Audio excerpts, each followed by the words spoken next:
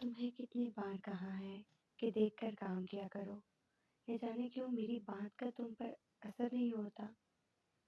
ساس امی کوئی لمحہ ضائع نہیں جانے دیتی تھی۔ وہ ہمہ وقت تھمنے کے لیے تیار رہتی تھی۔ ادھر اس سے غلطی ہوئی نہیں تو ادھر سے گولہ بارود کا سلسلہ شروع ہو جاتا تھا۔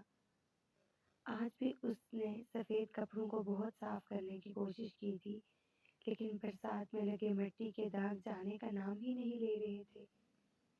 ارسل کھیلتے ہوئے دھیان ہی نہیں کرتا کہ اس نے سفید رنگ کے کپڑے پہن رکھے ہیں تو احتیاط ہی کر لوں، مگر اسے دھیان نہیں ہوتا، کیونکہ اسے ایک چپ چاپ سیدھی سادی بیوی مل گئی جو اسے کوئی گلہ ہی نہیں کرتی، اور اس کے کپڑوں پر داغ لگا ہو یا اس کی زندگی پر، وہ ہر داغ کو اتارنے کی کوشش میں لگی رہتی۔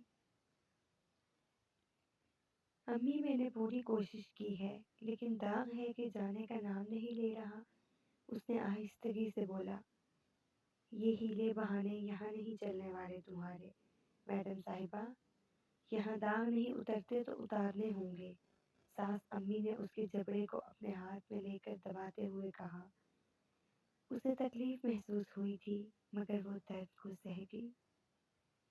کیا کر دیا اب پھر اس نے کچھ؟ ارسل نے قدرے سنجیدگی سے آگے بڑھتے ہوئے کہا۔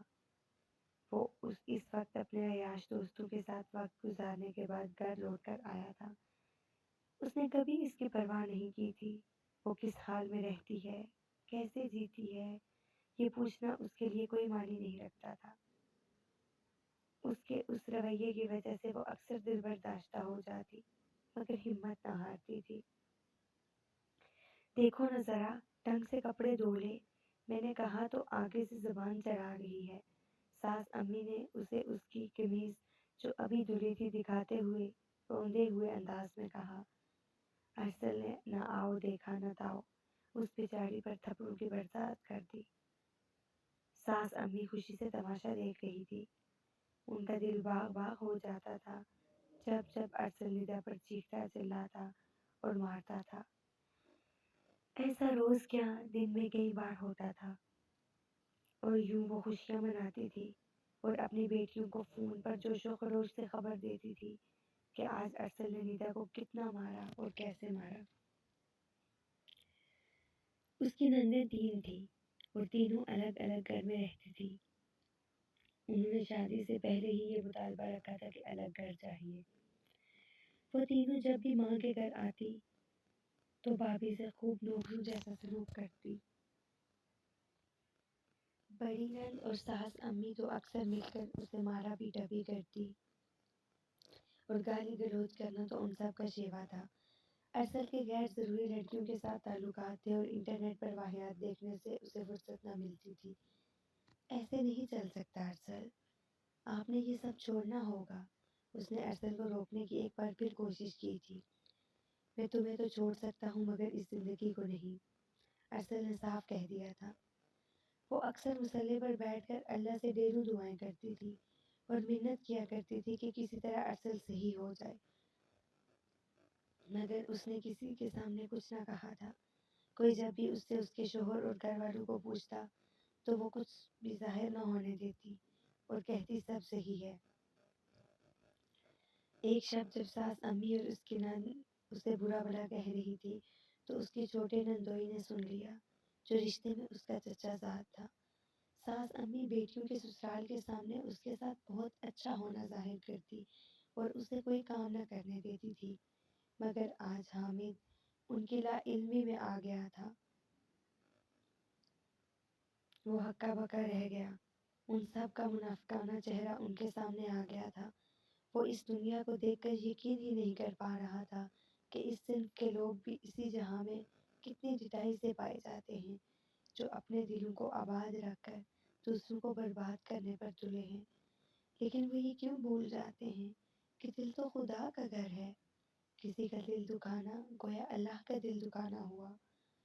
ساس امی اور نند اس کو دیکھ کر بھکلا گئی اور دوسری باتوں میں اسے بہلانے کی کوشش کرنے لگی۔ دونوں کے پسینے چھوٹ رہے تھے۔ اس دنیا میں جب ہمارا کوئی عیب عیاں ہو جائے تو ہماری بری حالت ہو جاتی ہے، ایسی کیفیت کہ اس کو بیان کرنا مشکل ہے، اور جب روز محشر ہمارا ایک ایک ایپ سامنے آئے گا تب کیا ہوگا؟ وہ تیزی سے ٹیرس میں آئی تھی. اس نے اپنے آنسو صاف کیے. اتنے میں حامد تیزی سے اس کے پیچھے آیا. یہ سب کیا ہے ندا؟ حامد نے بے یقینی سے پوچھا. وہ خاموش تھی. یہ کب سے ہو رہا ہے؟ حامد نے سوالیہ انداز میں کہا. کیا ہو رہا ہے؟ ندا نے یوں زبردستی مسکرانے کی کوشش کرتے ہوئے آنسوؤں پر بات رکھتے ہوئے کہا. مزید پردہ پوشی مت کرو. ظلم کرنے والے سے ظلم سہنے والا زیادہ قصوروار ہوتا ہے. اس نے رسیلے انداز میں کہا. تو کیا کروں؟ وہ پھٹ پڑی. اگر میں بولوں گی تو گھر چلا جائے گا اور مجھ جیسی بن ماں باپ کی لڑکی کہاں جائے گی؟ اور وہ ارسل کر رہا ہے وہ سب ٹھیک ہے؟ حامد آہستگی سے بولا. کیا آپ جانتے ہیں؟ وہ حیرت سے بولی. تھانے میں پڑا ہے وہ تمہارا مجازی خدا. کسی آوارگی میں کسی عورت کے ساتھ پکڑا گیا ہے اور اس کے ساتھی بھی تھانے میں بند ہیں. وہ ہکی بکی کھڑی تھی.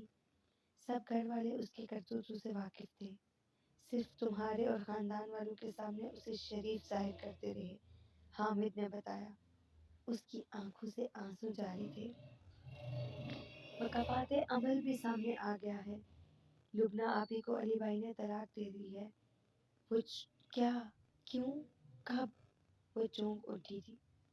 پتہ نہیں مگر یہ تو ہونا ہی تھا جو وہ تمہارے ساتھ ہوا. حامد نے سانس چھوڑ کر آہستگی سے کہا. مگر میں نے تو کبھی کسی کو بددعا نہیں دی یا ایسا نہیں کہا.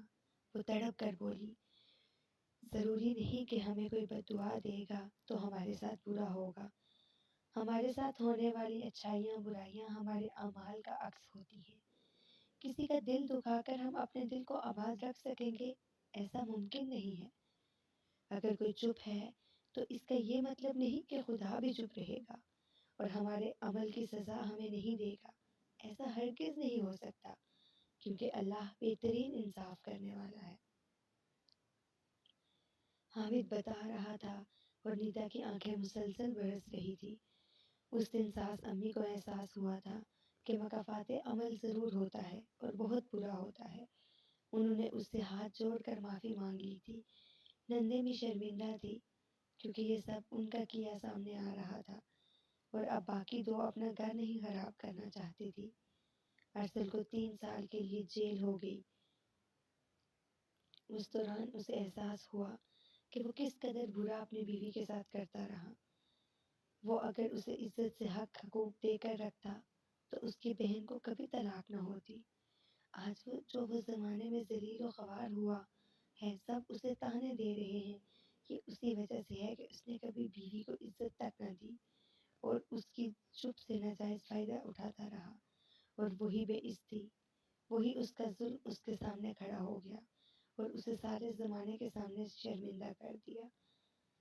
بے شک ہمارے عیبوں پر اللہ پردہ ڈالتا ہے مگر جب ہم حد سے گزرنے لگتے ہیں تب وہ اس پردے کو اٹھا کر احساس دلاتا ہے کہ کوئی ہے جو ہمارے عیبوں کی پردہ پوشی کر سکے.